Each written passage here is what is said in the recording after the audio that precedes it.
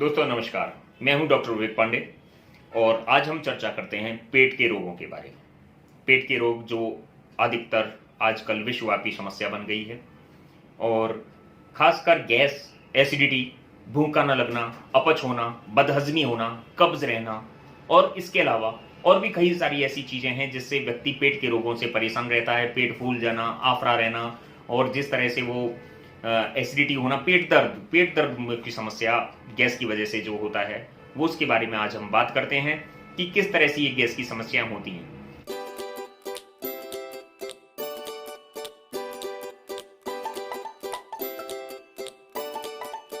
प्राचीन काल में क्या होता था? प्राचीन काल में ही बात करें, जस्ट बिफोर सम ईयर्स, कि लोगों को ये समस्याएं तो थी, लेकिन अधिकतर 40 वर्ष से ऊपर के जो लोग थे, 40 वर्षों से ऊपर के जो व्यक्ति थे, उनको ये समस्याएं होती थी। वयोवृद्ध पुरुष के अंदर ये समस्याएं पाई जाती थी, लेकिन आजकल हम देखते हैं कि ये समस्याएं जो यंग जनरेशन है उसमें भी जो है वो पनप रही है। ये होता क्यों है? पुराने जो लोग थे उनमें तो ये है कि जो डाइजेस्टिव सिस्टम है वो पुराना होने के कारण जो सिक्रेशंस, जो एंजाइम्स के होते हैं पाचन के लिए आवश्यक, वो नहीं उचित मात्रा में सिक्रेट हो पाते, तो उस तरह से वो समस्याएं रहती थी। लेकिन आजकल हम देख रहे हैं यंग जनरेशन में भी ये समस्याएं विश्वव्यापी बनती जा रही है। भारत में नहीं, अपितु संपूर्ण विश्व में है।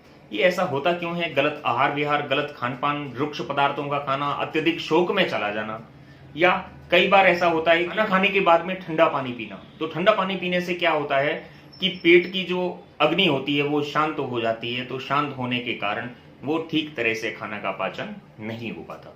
तो इस तरह से कई सारी परिस्थितियां। इसके अलावा विरुद्ध चेष्टा, तो विरुद्ध चेष्टा जैसे नतोन्नत स्थान से आप कूद रहे हो, तो काफी बार ऐसा देखने में आता है। शौक में भी जो अत्यधिक शौक में चले जाना, तो ये सब कारण बनते हैं पेट के रोगों के।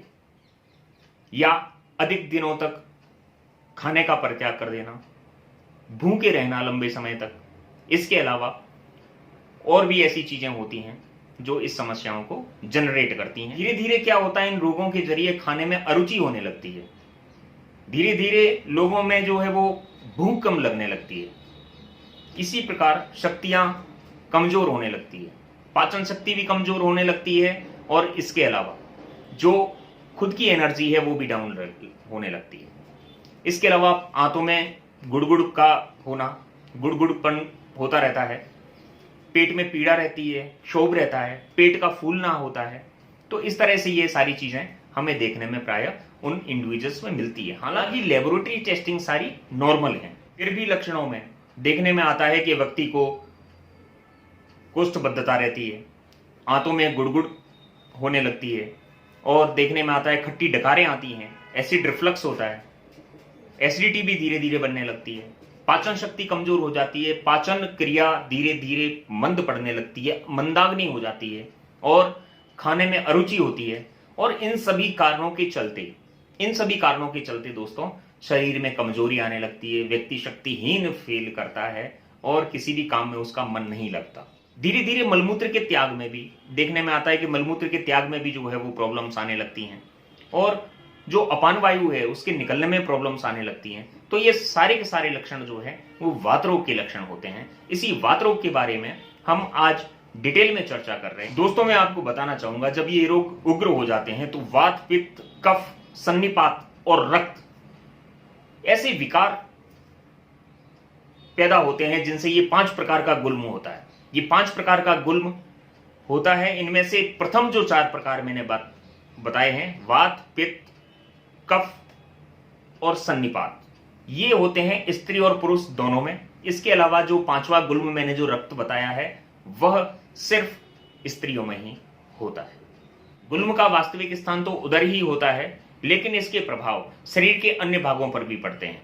कहीं हमें पेट में भी दर्द, सिर दर्द भी होता है, कई अलग अलग प्रकार का दर्द होता है। ये सभी क्यों होते हैं? क्योंकि गुल्म के भी प्रकार जो होते हैं वो 3 प्रकार होते हैं।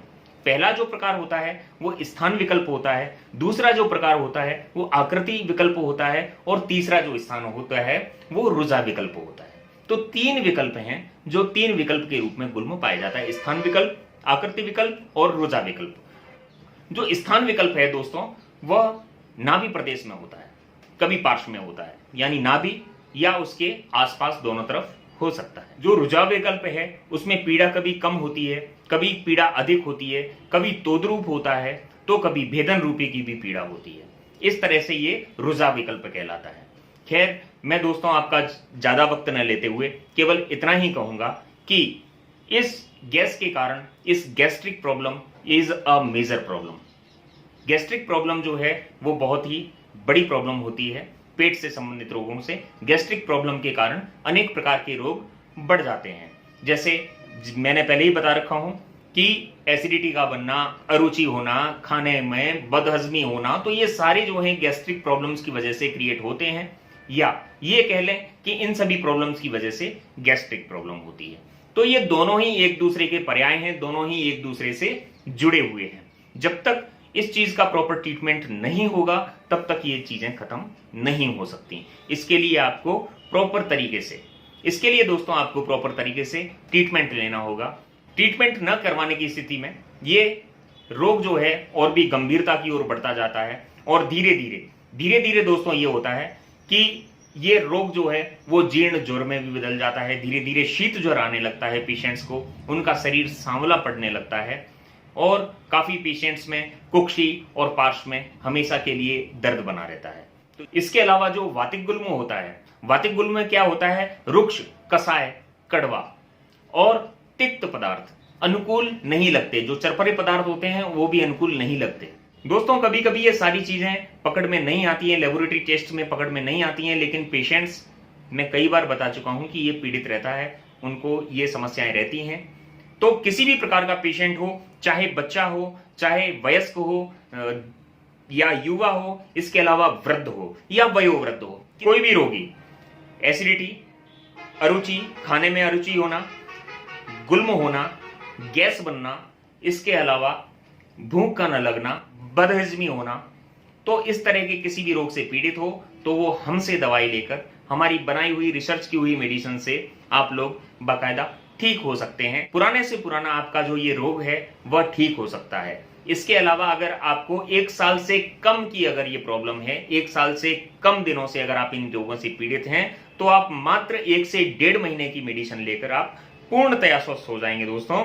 इसके अलावा अगर आपके घर में, परिवार में कोई भी व्यक्ति, वयोवृद्ध पुरुष भी अगर पीड़ित है, जो लंबे काल से इन समस्याओं से पीड़ित है, तो वो भी मैं गारंटी के साथ बोलता हूं दोस्तों कि मात्र 3 से 4 महीने मैक्सिमम टू मैक्सिमम हमारे ट्रीटमेंट लेकर आपको बिल्कुल इस रोग से आप निजात पा सकते हैं, बिल्कुल इस रोग से पूर्णतया स्वस्थ हो सकते हैं। आपको किसी भी प्रकार की कोई भी समस्या नहीं रहेगी।